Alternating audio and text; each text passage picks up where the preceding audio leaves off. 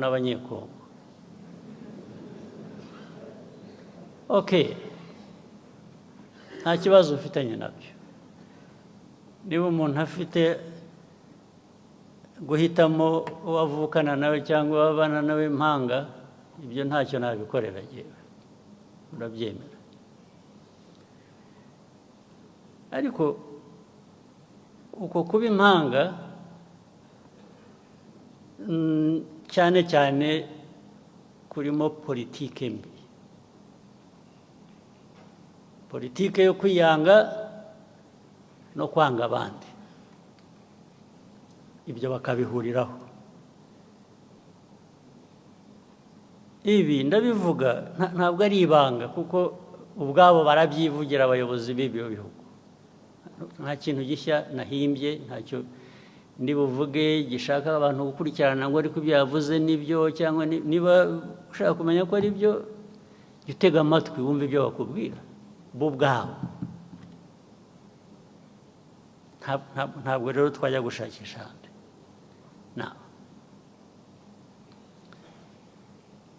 Izi ntambara zimaze iminsi,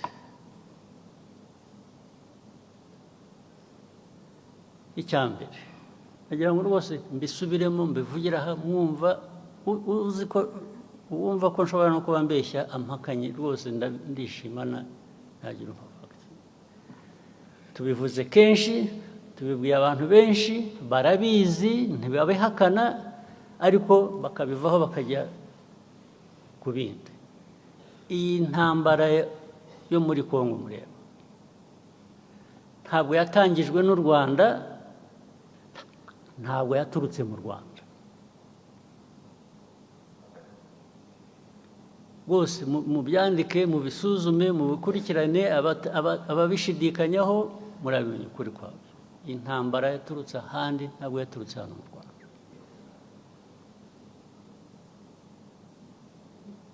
Aho handi sinirwa mpasubiramo, narahavuze sinirwa nongera kuhasubiramo.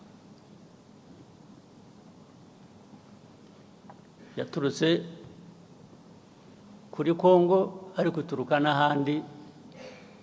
Uko babigenje hagati yabo ibyo ntabwo bindeba.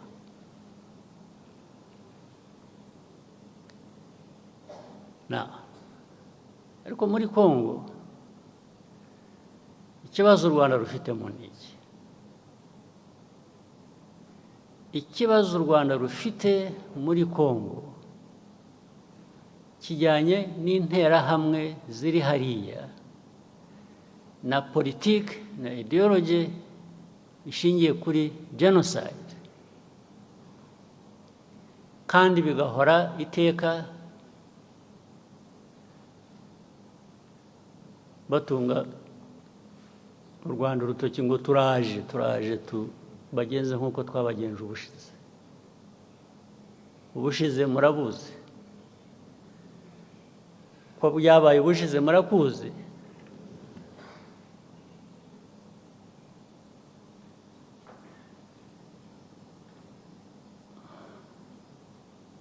Sinzi niba mutegereje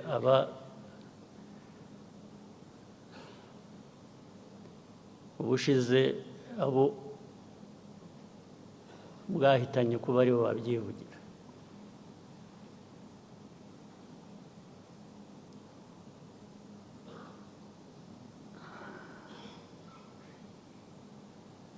Ibyo rero nabyo bikongera ibyo navugaga bituruka hanze, bikaba ko turi muri Kongo gushaka amabuye y'agaciro, ko aricyo gituma dufitanye ibibazo na Kongo. Bikaba ko u Rwanda rwacu ari rutoya, dushaka kujya muri Kongo kugira ngo turwagure. Impamvu zikaba nyinshi, bakahimba impamvu, ariko bakanyura iruhande rw'ikibazo kimwe bazi nabo bagizemo uruhare, kijyanye n'interahamwe ziri hariya muri Kongo. interahamwe zari zaratujwe, interahamwe zahawe imbunda zigisha ari abari basanzwe babizi, abashya bagirwa ingabo za Kongo cyangwa se ku rundi ruhande zirakora.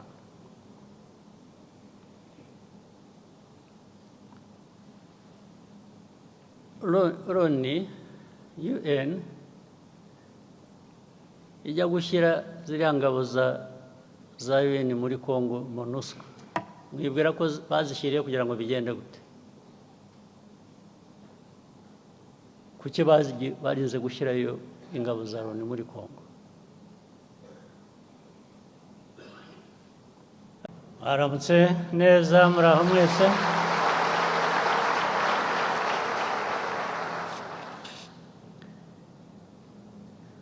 Ndishimye kubona uyu mwanya, namwe mwese mbashimira kuba muri hano kugira ngo iyi nama y'umushyikirano ishobore kugenda neza kandi bifite icyo bimariye igihugu cyacu. Nk'uko byavuzwe, iyi ni inama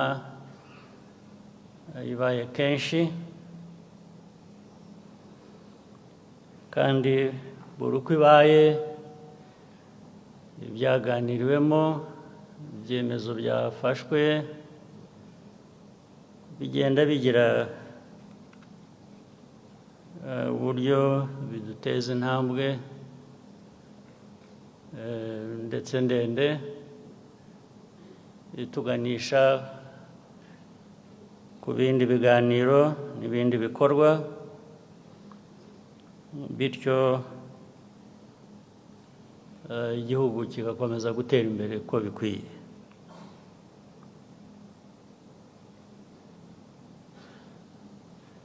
Ibyo byose tujya gutangira urwo rugendo twashingiraga ku gushaka kwigira nk'abantu, nk'igihugu, ku buryo tutabaho bitewe n'amahirwe twagize kubera ko ari uwatugiriye imbabazi agashaka kudufasha, yaba yabuze bikatugiraho ingaruka zitari nziza kandi mwese muzi. Kwigira rero niyo ntego, niwo mugambi, niyo nshingano twese dufite, dukwiriye kuba dufite.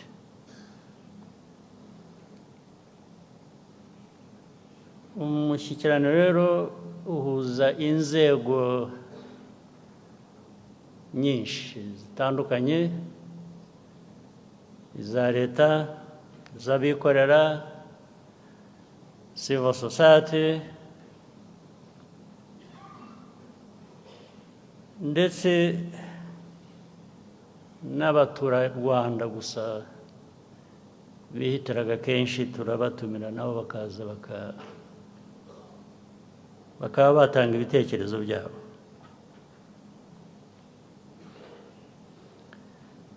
Ibyo byose imibare iragenda yerekana ko twagiye dutera intambwe. Hari imibare y'abavuye mu bukene n'abo tugejeje aho bashobora kwigira bagahera aho bagakomeza inzira yo gutera imbere. Ibi byose bigenda bigaragara ariko igihugu nk'icyacu u Rwanda ibibazo ndetse n'amahirwe twaba dufite byose ubishyize hamwe, imiterere yacu ntabwo twakumva bihagije ngo twateye intambwe. Dushaka kongeraho gutera indi ntambwe, gutera intambwe ndende kurusha iya mbere, kandi kubihozaho. Nibwo buryo twabaho, nibwo igihugu cyabaho, nta bundi buryo. Ubundi buryo ni ukwemera tukaba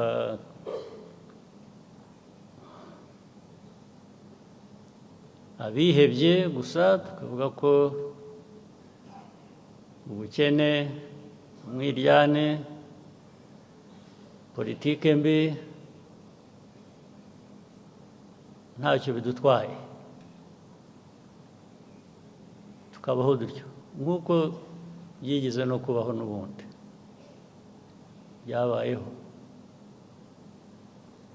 byabayeho imyaka myinshi. Niba ibyo ntacyo bitwaye, ubwo abantu bakwikomereza nyine uko bisanzwe. Ariko niba ari abantu bashaka kwiha agaciro, bashaka kwigezaho bakwiriye kuba bagera, bakwiye gukoresha uburyo bwose buriho, ari ubwo twifitemo, ari uburi ku isi dushobora gusangira buturutse n'ahandi, icyo gihe bifite icyo bidusaba kinini, ndetse byasaba na bamwe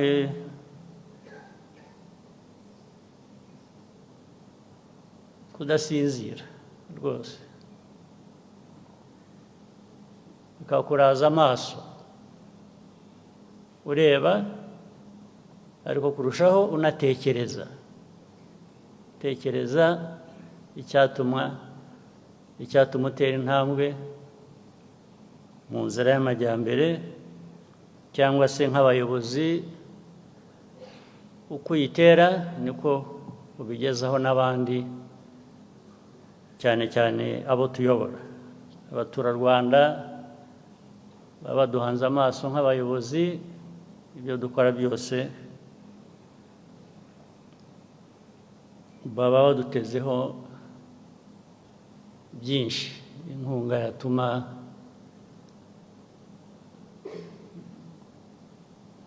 bitari ukuramuka gusa, cyangwa nta n'ufite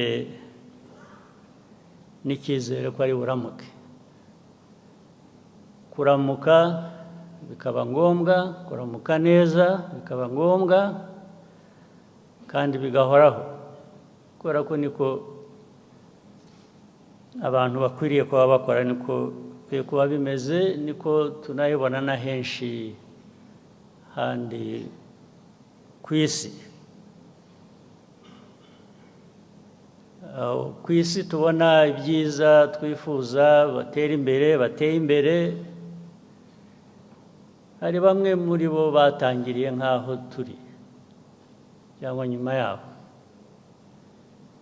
kuba barashoboye guhindura imibereho, ubuzima, iterambere ry'igihugu, ntabwo ari uko baremwe bitandukanye n'uko twebwe twaremwe. Twese dufite inkomoko, dufite aho duturuka, ntabwo hatandukanye ku isi. Abantu uko babayeho ni bimwe.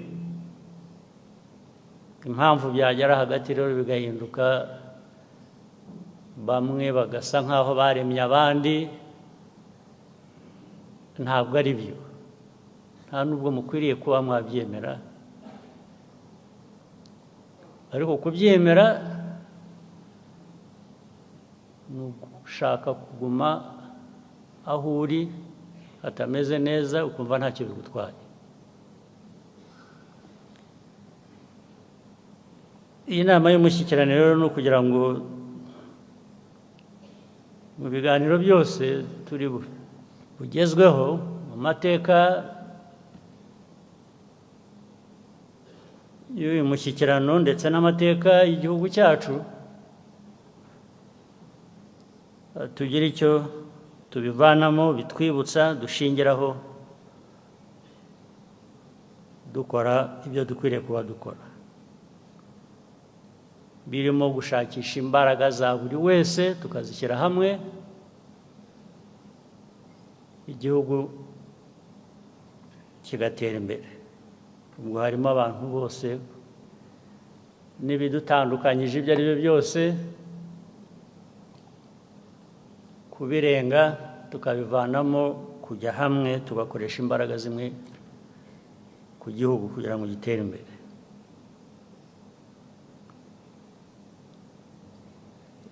Aho rero harimo no gufata inshingano, cyane cyane ku bayobozi, kugira ngo ibyo dukora, ibyo dukwiye kuba tugeza ku bo tuyobora, igihe nikigera tube twabibazwa,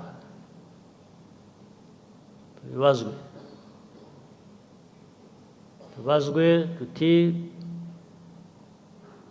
wemeye inshingano, iyi nshingano isaba ibi, turabizi, wahawe amikoro ameza atya mu nyungu z'Abanyarwanda bose,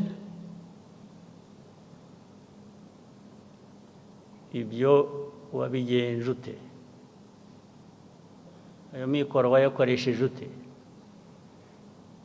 Wayagize ayawe gusa cyangwa wayakoresheje ku buryo bigera kubo byari bigenewe? Icyo ntabwo dukwiye kukinyura uruhande n'umunsi n'umwe. Kubazwa ibyo dushinze tukabisobanura, ndetse byaba ngombwa tukabyishyura igihe tutashoboye kubisobanura ko byakoreshejwe muri izo nyungu rusange. Kandi bikunze kubaho kenshi, ndetse rimwe na rimwe bamwe bakagira amahirwe ntibamenyekane, cyangwa ibyo bakoze bitari byo ntibimenyekane, ariko dukwiye gukomeza umuco, aho byamenyekanye umuntu akwiye kubibazwa, akwiye kubihanirwa. Ndetse ibi ndabivugira ko hari ibintu byinshi twashoboye gukemura, hari ndetse bijyanye n'umuco twahinduye hirya no hino, ariko hari ibindi byanga bigakomeza, kandi birangiza, bituma tudatera intambwe ndende mu gukemura ibibazo by'igihugu n'Abanyarwanda. Ntanze urugero rworoshye rwihuse, mugomba kuba mubizi mwese, ibintu bijyanye n'imishinga. Imishinga isaba ibintu byinshi, kuyitegura no kuyishyira mu bikorwa. Ugasanga umushinga warateguwe, ariko utegurwa bituzuye, kubera ko niba ari urwego runuru rubishinzwe mbere y'abandi,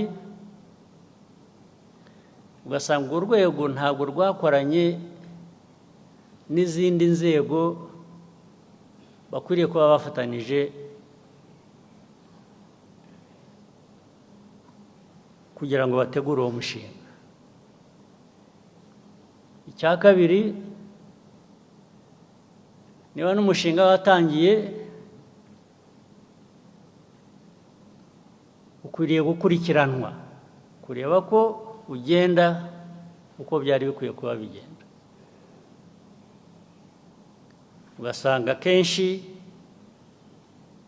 umushinga uri aho, waba wahagaze, waba ugenda nabi, waba ugenda buhoro, ntawe ubizi, ntawe akurikiranye kugira ngo ibintu bijye mu buryo. Ibyo ni ibintu tumaranye imyaka myinshi aho tubereye. N'intambwe yatewe ikaba intambwe ntoya cyane, cyangwa se igaterwa umunsi umwe, undi munsi bikaba byibagiranye. Ibyo nagira ngo tugende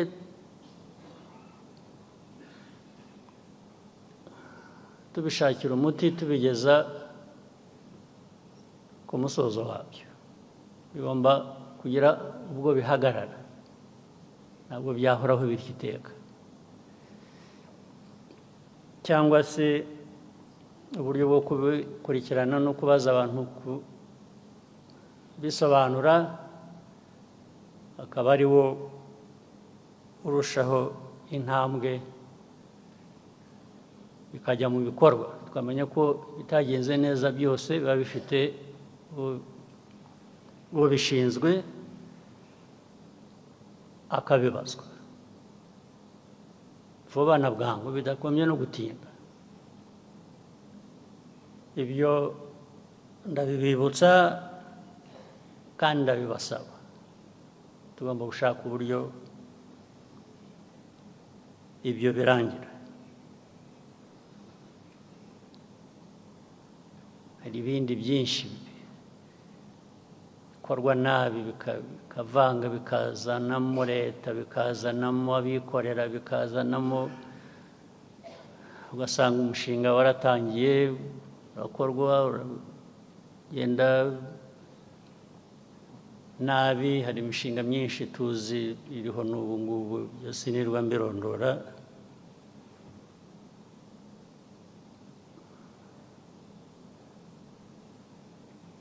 Ugasanga umushinga ugomba gukorwa mu myaka 2, uri mu wa gatatu, uri mu mwaka wa gatatu, uri mu wa 4, ntacyo ubona kivamo, ariko abantu bagakomeza nkaho ntacyo bitwaye. Ibyo rwose bikwiriye guhagarara. Ubwo ni umwanya mbonye wo kubwira abantu mwese muri hano uko mungana, kugira ngo tubishakire uko byarangira vuba.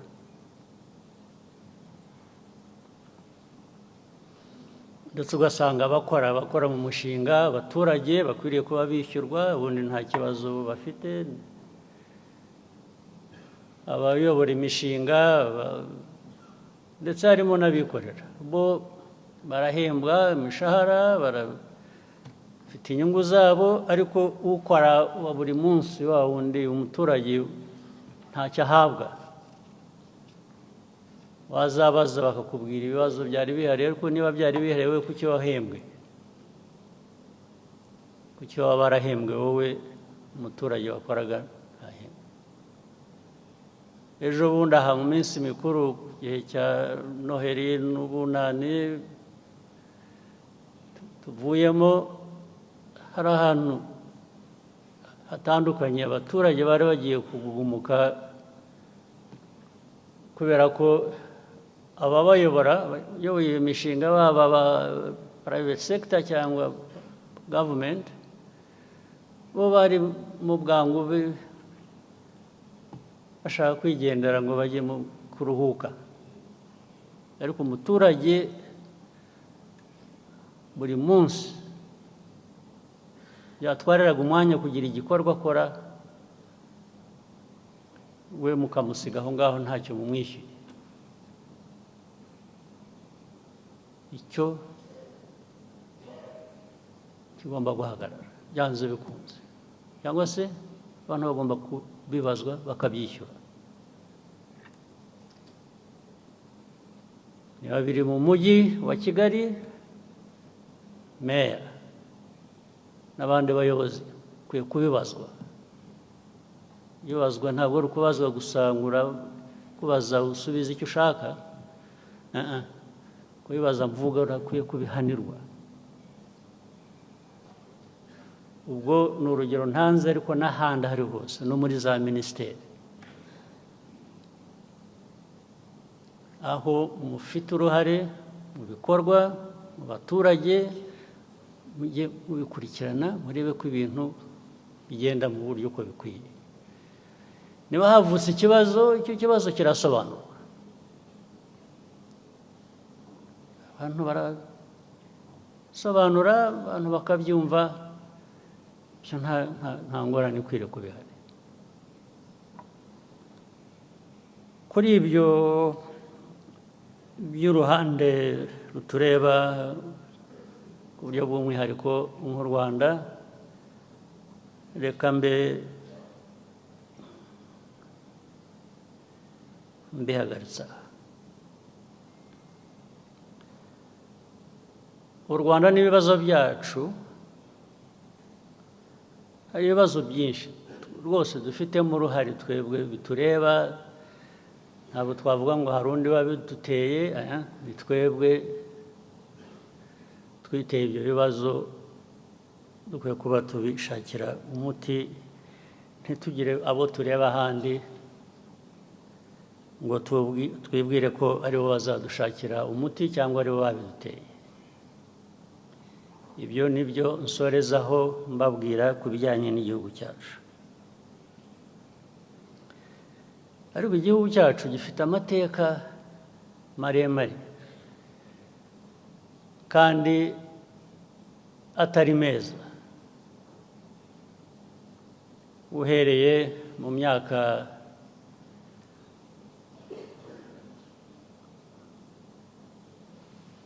hirya aho muri iki kinyejana twarangije, bigakomeza no muri iki ngiki.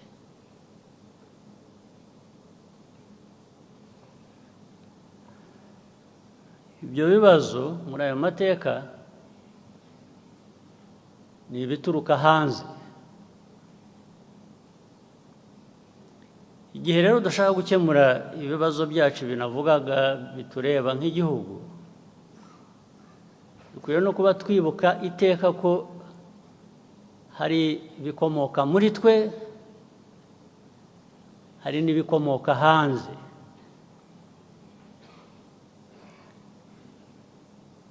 Ndetse ibikomoka hanze, wenda reka mbigabanye mbigire 50% 50%. Ariko ibituruka hanze byo biranakaze kurusha.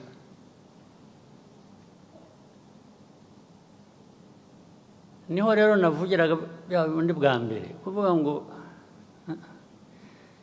ikintu cyo kugira ngo mwemere ko mwabaho kubera abandi ni icyaha, dukwiye kukigira icyaha.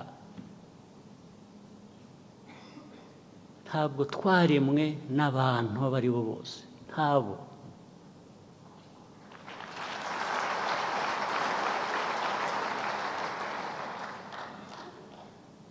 It doesn't matter how powerful you are, it doesn't matter how rich you are, it doesn't matter how willing you are to use it to wrong ends. We from a small country like Rwanda, we should be able to stand up to that.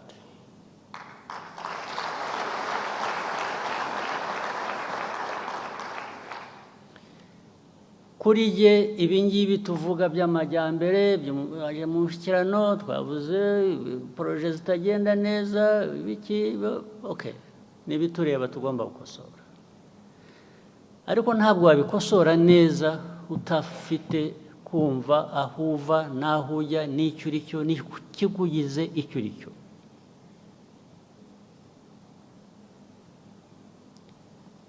So muri aya mateka rero agenda agashingiramo ibintu byinshi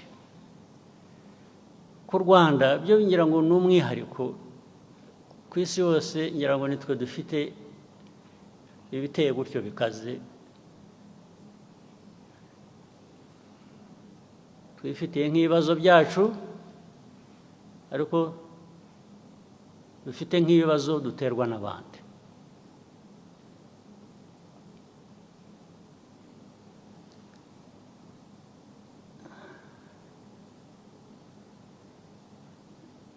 Reka mpere ku bibazo by'akarere turimo. Muzi ibibazo tumaranye iminsi imyaka bijyanye n'abaturanyi bo muri Congo ndetse rimwe na rimwe hakajyamo ibijyanye n'abaturanyi b'amajyepfo mu Burundi kubera ko bahisemo kuba ubundi uko nari mbizi mu mateka abanyarwanda n'abarundi babita ko ari impanga ubundi ni impanga we are supposed to be twins literally ariko abarundi bo bahisemo kuvuga ngo no ntabwo tugishaka mwebwe ko tuba impanga turashaka kuba impanga n'abanyekongo. Okay, nta kibazo ufitanye nabyo. Niba umuntu afite guhitamo uwavukana nawe cyangwa abana nawe impanga, ibyo ntacyo nabikorera yewe, urabyemera. Ariko uko kuba impanga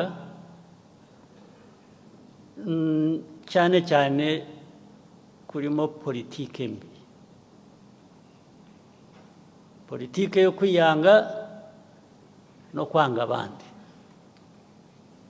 ibyo bakabihuriraho. Ibi ndabivuga ntabwo ari ibanga kuko ubwabo barabyivugira abayobozi b'ibyo bihugu. Nta kintu gishya nahimbye, ntacyo ndi buvuge gishaka abantu gukurikirana ngo ariko ibyo yavuze nibyo cyangwa niba ushaka kumenya ko ari byo gitega amatwi wumve ibyo bakubwira bo ubwabo. Ntabwo rero twajya gushakisha ahandi.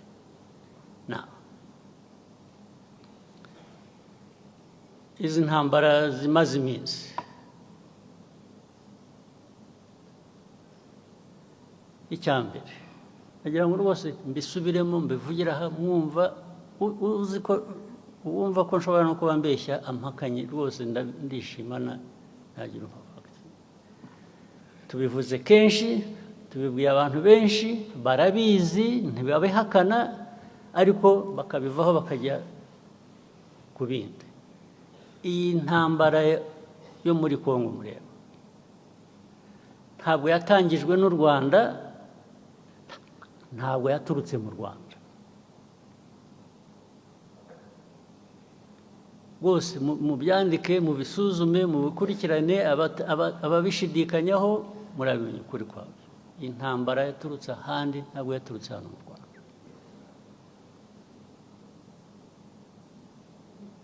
Aho handi sinirwa mpasubiramo, narahavuze sinirwa nongera kuhasubiramo.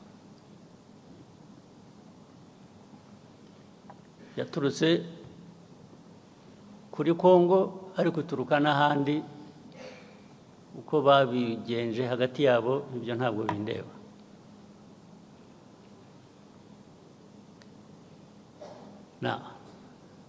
ariko muri Congo ikibazo u Rwanda rufitemo ni iki? Ikibazo u Rwanda rufite muri Congo kijyanye n'interahamwe ziri hariya na politiki na ideology ishingiye kuri genocide, kandi bigahora iteka batunga u Rwanda urutoki ngo turaje tubagenze nk'uko twabagenje ubushize. Ubushize murabuzi ko byabaye, ubushize murakuzi.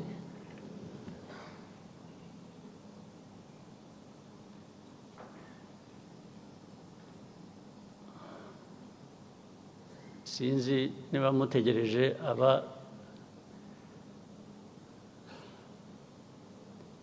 ubushize abo bwahitanye kuba aribo babyivugira.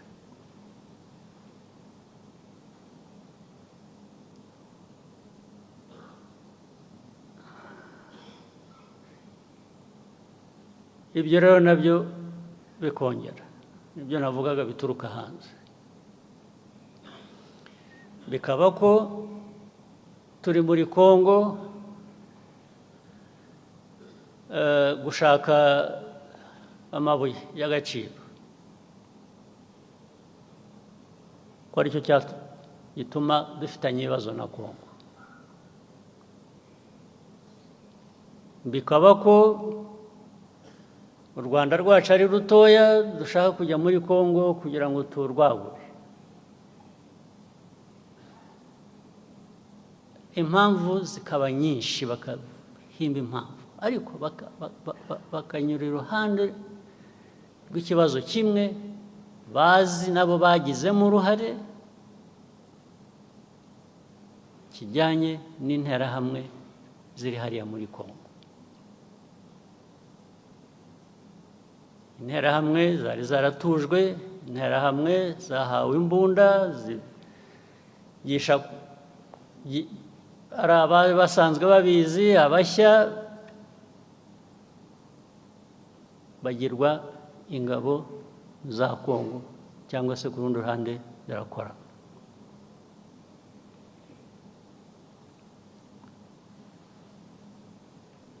Loni UN ijya gushyira ziriya ngabo za UN muri Congo, MONUSCO, mwibwira ko bazishyiriye kugira ngo bigende gute?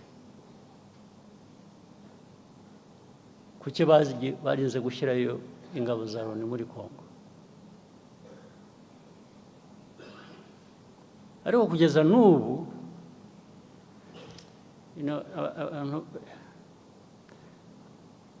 iyo uvuga Loni rero ntabwo umuntu yumva neza icyo uba uvuga, cyangwa iyo uvuga international community, whether UN or international community, they more or less add up to nothing, because the UN is everybody, but at the same time it is nobody. The international community is all of us, but actually it is none of us when it comes to some of these problems. So you don't know who to hold responsible. Who is supposed to be held responsible? In the end, the convenient path is to find a culprit, to find somebody who is responsible, and that becomes Rwanda. When you talk about Rwanda, you know what you're talking about.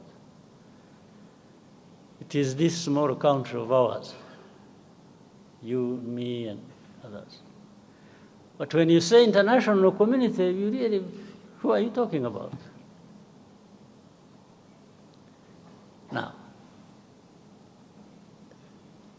that force was put there. I just use a simple explanation. try and cut the long story short.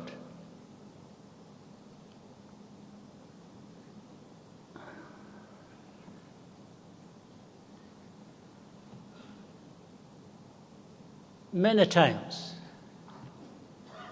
I meet ambassadors of countries credited here, either based here or based outside. Or I meet government ministers of different countries. When you are talking about this problem of Congo,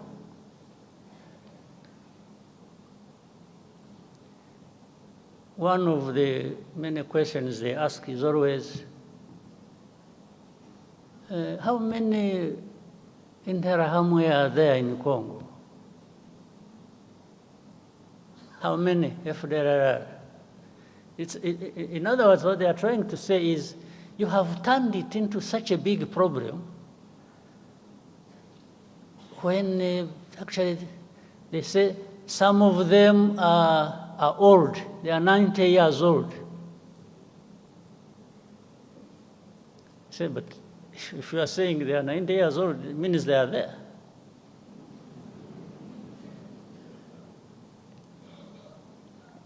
But to become 90 years old, if you have children that you train and put in their heads this kind of ideology, and they end up being militias or fighters within FDLR, I mean, how does being 90 years old become irrelevant? How? So they ask me, how many? The easiest answer for me sometimes is, why don't you ask the UN forces you put there? You sent these forces to go and deal with this problem, among others. So they should really be telling you how many or what they are doing.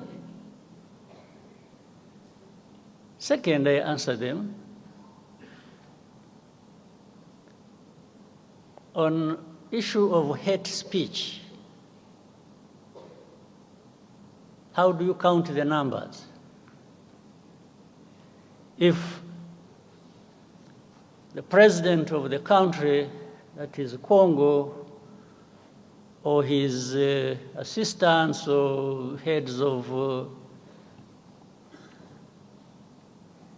different institutions publicly talk about genocide, talk about attacking Rwanda, talk about all kinds of things as relates to genocide ideology. How do you count that in numbers? So you tell me how many give such a speech? Well, I also tell you, even if you think there are few who give such a speech, there are millions who are listening. And among them, they are recruited into that, and they become part of the threat that Rwanda faces.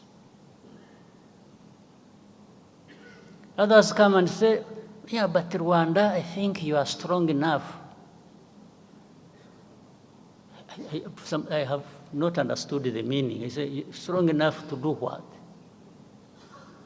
To sit back and be run over?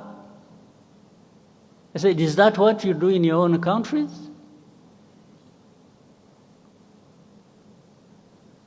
I wish I was actually strong enough.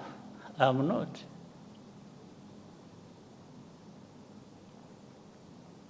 I wish I was strong at all. Then I would, take such threats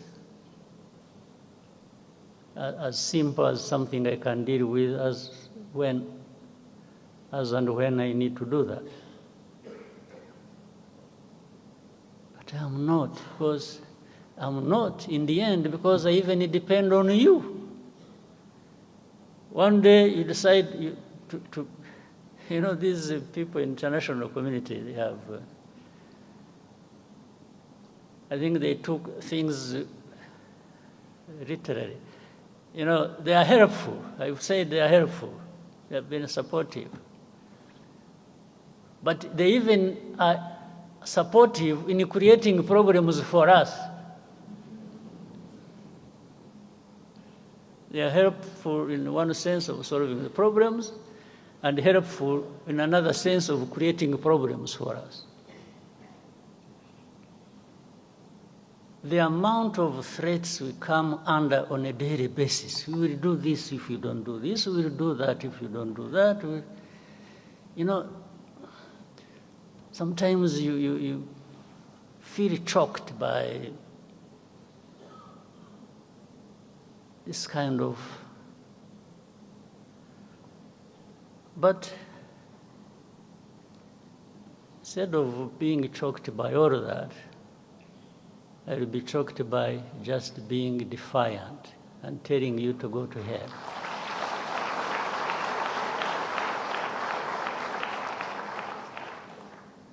You can't create problems for me, at the same time come and blame me for these problems, and then start threatening me. How?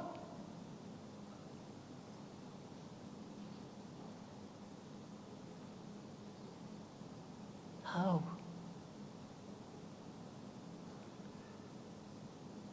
It's a daily thing. It's a regular thing. It becomes the conversation.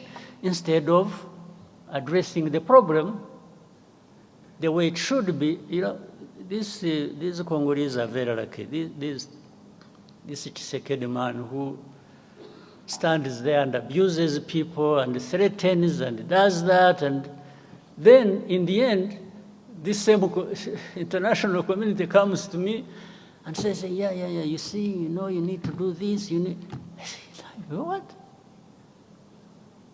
And I tell them, don't you realize that by doing that, you are actually emboldening this person not to find a solution to their problems, or whatever problems that are between us and them. You treat a country or a president or a government like a spoiled child. You look back and ask, check. There is no blame that ever goes to the very people who created this problem and who continue in the same problem. But when it comes to Rwanda, it's our problems we are blamed for, and it's their problems we are blamed for.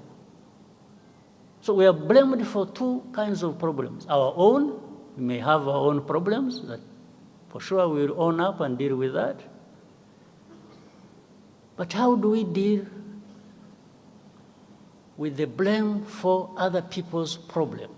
They should be owning up to and dealing with. How do we deal with that? Just by threats? You come threaten people, I will do this. Well, some of them did whatever they did. But I hesitate to tell them, I say, okay, you did that, so what did you get out of it? Whatever you did, what did you get out of it? The situation just go to us. And for me, from the beginning, it was obvious it was going to get worse, because you are not addressing the root cause of the problem. Instead, you are just massaging the people who are actually behind these problems. So how does the world expect us to behave. Just listen to them and do whatever they ask us to do, even if it is leading to our own destruction.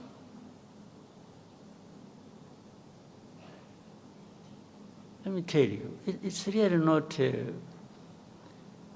for our existence, for our well-being,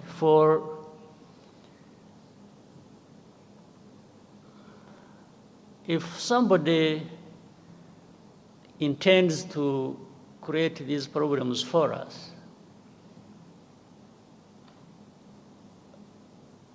we don't expect we don't expect to be asked to ask for favors from the ones who are causing these problems to us. We are not going to ask for a favor. Well, maybe someday, when there are people who are like we have been decades and hundreds of years ago, maybe those people, because who knows, we can always, through such manipulations and so on, have people emerge who think that is the way we should live. Maybe, I don't know, but in some of us' lifetime, in our lifetime, some of us will try and stand up to that.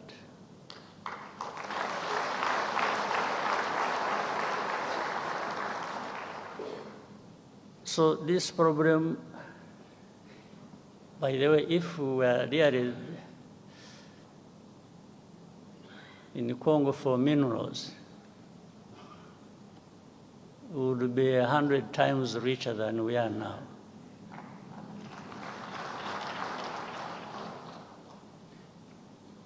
But I think also why we are, and you know, I saw recently people sort of celebrating, say, you see, we have always said Rwanda is in Congo, and they have been denying. Now they have, no, that is nonsense. I think people who are being told are not listening. And what they have been told for years, they have not been listening, because I've been asked thousands of times, you say, is Rwanda in Congo? There is something that says everything you need to know about defensive measures we took to deal with that threat coming from Eastern Congo or from Congo. Now, my answer, simple answer, which says everything, has always been, if you ask me whether we are in Congo, do you first ask yourself, why would Rwanda be in Congo? Then you would get the answer without asking me. If you ask yourself that this Rwanda, which is accused of being in Congo, why this accusation? First of all, it is not about minerals. That one is aside, for sure. It's not for any other thing, for sure. Except we have told you for the last 30 years about the threats coming from Congo to do with our security.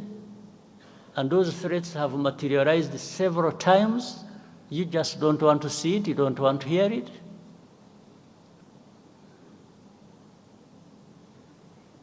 So, but what are they looking for? When they're asking you, are you in Congo? Either you say no, And the question of defensive measures we took are also seen as if they are not there. And if you say yes, that becomes the only problem in the world to deal with. Even legally, the lawyers who are here, I see the Minister of Justice. If you say yes, every other problem will disappear. They'll just take you on saying, yes, you are there. So every problem, in fact, you will have made it easier for them to load the problems of Congo on your shoulders now. That's it. So you saw one time a journalist asked me, say, are you in the CNN? It was, I must have seen it. And when I said, I don't know. Simply, that is really technically not an answer I should have given. But also technically, it is an answer that would not take me to court.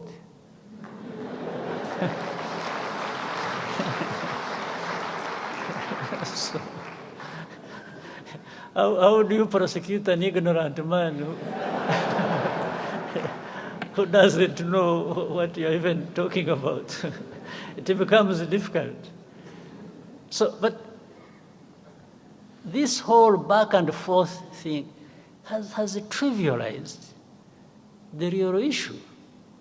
The real problem has been trivialized.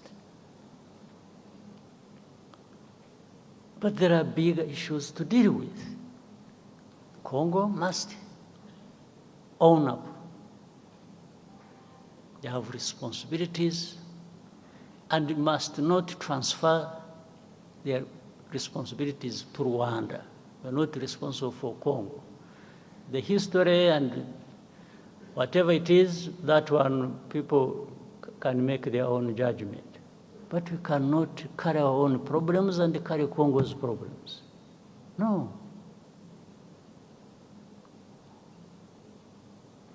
And for protecting our people, that one we shall. There's no question about it.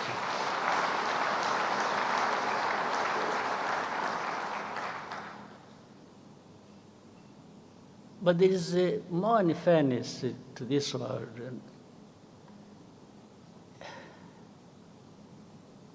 Anyway, let me reserve some other comments for another time.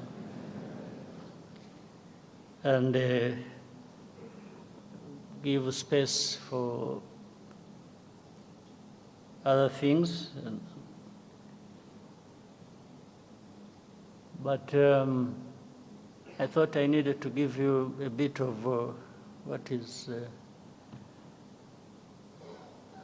on people's minds, but this is also not what we are talking about. I don't think this is a problem that is not that cannot find an answer, that cannot find a resolution. I don't think so.